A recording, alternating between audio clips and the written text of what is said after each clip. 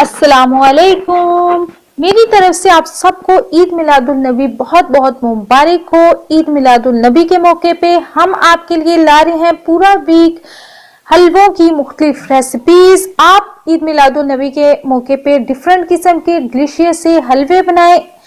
हमारे साथ रहिएगा। इसके लिए हमारे चैनल को कर दें सब्सक्राइब और बेल आइकॉन को प्रेस कर दें ताकि आपको हमारी वीडियोस के नोटिफिकेशन बर वक्त मिल सके और आप हमारी रेसिपीज जो है वो देख सके। मेरी हमेशा कोशिश होती है कि आपके लिए नई नई सी और डिफरेंट किस्म की रेसिपीज लेके आए। इस वीक भी हम आपके साथ जो हलवों की रेसिपीज शेयर कर रहे हैं वो बिल्कुल डिफरेंट रेसिपीज हैं और उसमें से बहुत सी रेसिपीज ऐसी हैं जो आपने इससे पहले ट्राई भी नहीं की होंगी।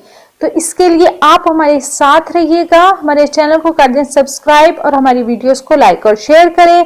हमारी तरफ से ईद मिलादुल नबी आपको बहुत बहुत मुबारक हो। इसके साथ इजाजत दीजिए। अल्लाह हाफिज। अपनी सेहत का ख्याल रखिएगा।